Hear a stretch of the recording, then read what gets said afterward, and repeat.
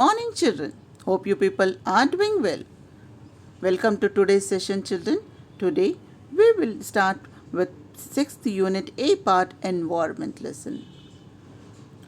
What does environment mean? Now tell me, children, you have already read this in your biology class.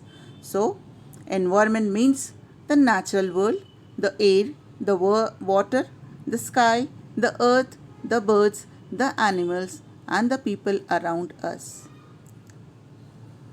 Before we start with today's session, let us have a look at the objective.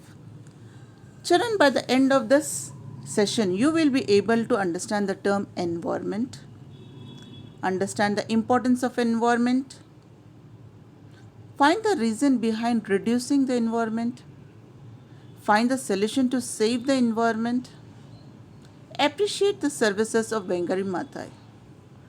Now, children, do you know who is Wangari Maathai? Wangari Maathai was a renowned Kenyan social, environmental, and political activist and the first African woman to win the Nobel Peace Prize. She was born on 1st April 1940. In 1977, Maathai founded the Green Belt Movement, an environmental non-government organization focused on the planting of trees, environmental conservation, and women's rights. In 1984, she was awarded the Right Livelihood Award. Maathai was elected Member of Parliament and served as Assistant Minister for Environment and Natural Resources. She was the 2004 Nobel Peace Prize laureate. She authored 4 books. She was affiliated to professional bodies and received several awards. On 25th September 2011, Maathai died of complication from ovarian cancer. This lesson which we are going to read today is an example of an interview. Interview is one of the major discourse which comes for 10 marks. So read the lesson and watch the video carefully so that you will be able to understand how to write an interview. The present lesson is an interview of the world-famous environmentalist Wangari Maathai taken by NHK Radio Japan. The first question which was put to Wangari Maathai is, how did you become aware of the environment? So Maathai replied that when she was a child, the environment was clean and green. Now the environment is degraded and the environment is damaged and is destroyed. So she started working on rehabilitation of environment. When she started the Green Belt movement, she understood about the problems of rural people in Africa. She understood that they want clean drinking water, food, fodder for their animals, building material, wood for cooking food. All these are the basic needs of human beings. So she was very much worried how she will be able to satisfy these basic needs of a people. The answer was environment. Yes, children, from environment we get food, vegetables, fruits, grains, cereals, millets. Trees are indirectly related to rainfall. We get wood for cooking food as well as making furniture, door, windows. The forested mountains in Africa were damaged. That's why the people of Africa were facing the scarcity of water, food and wood.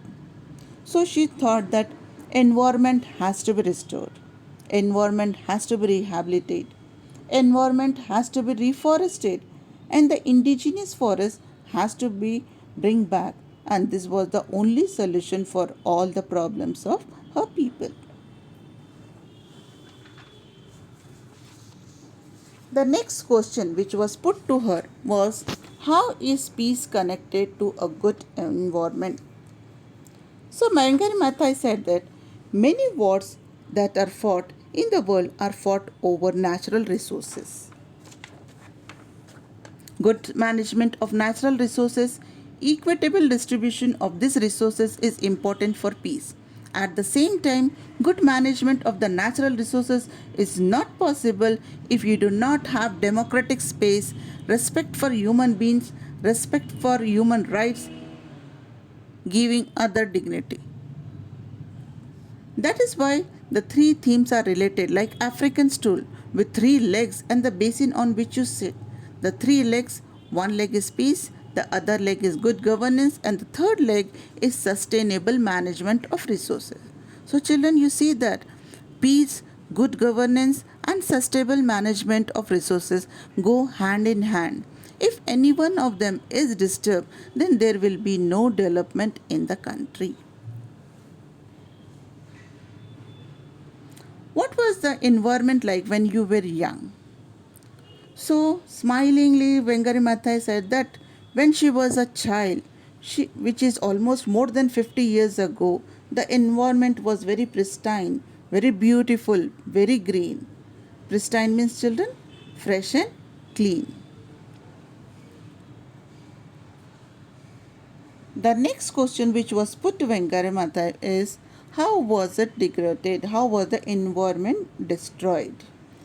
So, see, children, the British government were very ambitious. They have formed their colonies all over the world.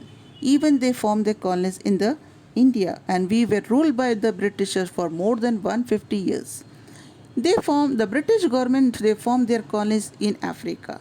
When the British government formed their colonies in Africa, they cut the indigenous forest in their forested mountains because they wanted to establish commercial plantation of exotic species of trees such as pines from the northern hemisphere and eucalyptus from Australia. These trees are very nice. They grow tall and they grow very fast. But as they grow, they destroy all the local biological diversity. All the flora and fauna disappeared.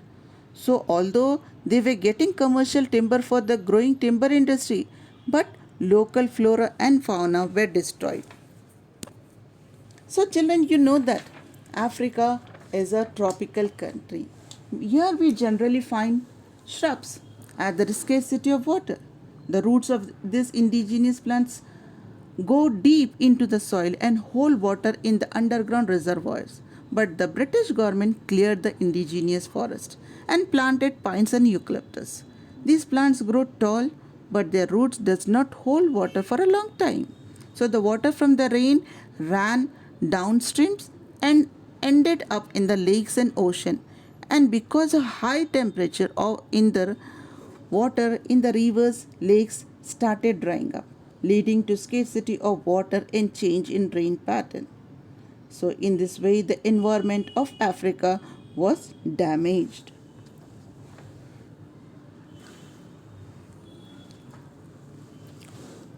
What happened when you started working with the women?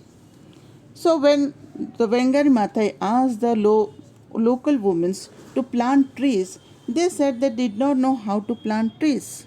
So, she asked the foresters to come and teach them. But it became very complicated for the ordinary illiterate women. So, Wangari Mata explained to them that to use their common senses, how they sow their seeds in their own farm. She asked them to plant the trees in the same way. She asked them to take the broken pots and plastic bags and put the seeds in them. After they germinate, put those seedlings and to nurture them. And when they were about half a meter long, they could go and transplant them on their farms.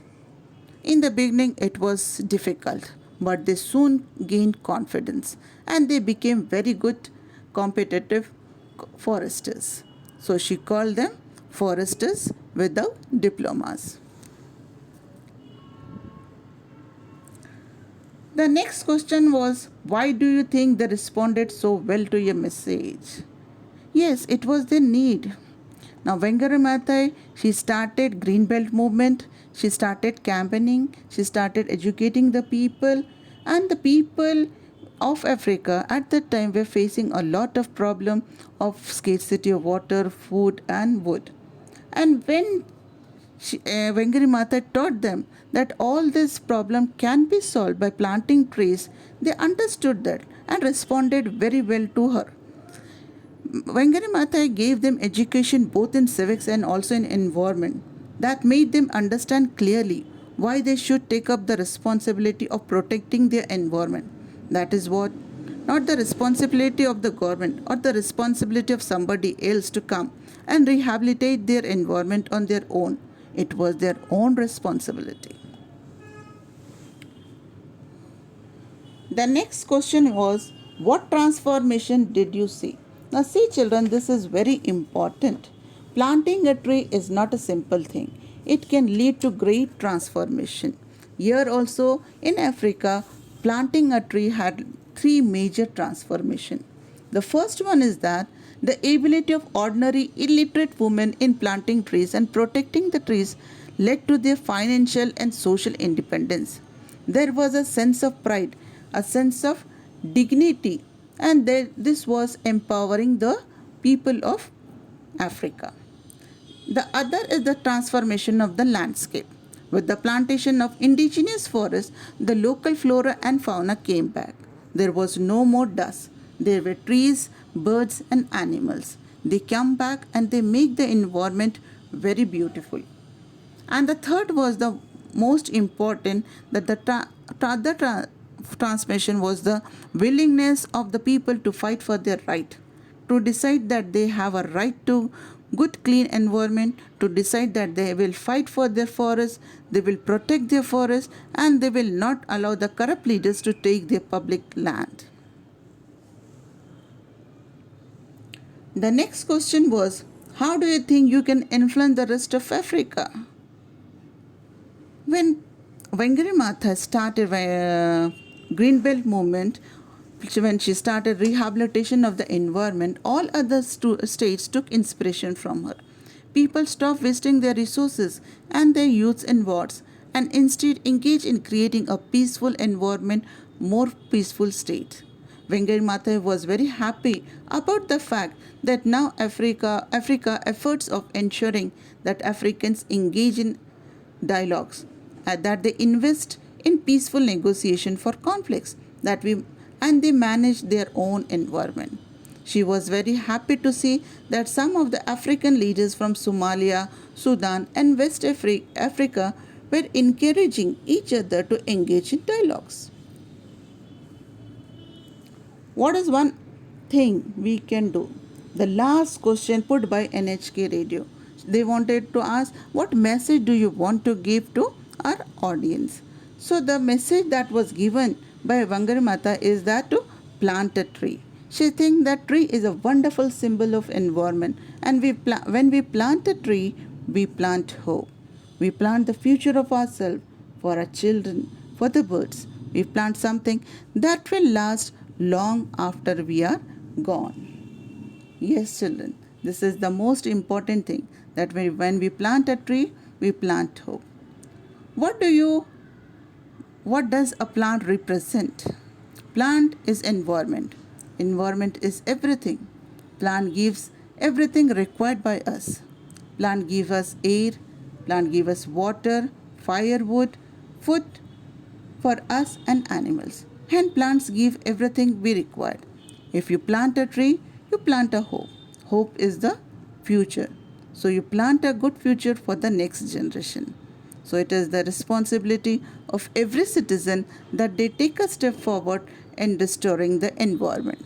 That will be their best contribution towards their nation. I hope, children, you people have understood this lesson. Now it's time for you to take down the home assignment. How are people's basic needs connected with the environment? What is the specific message of Wangari Maathai? Thank you.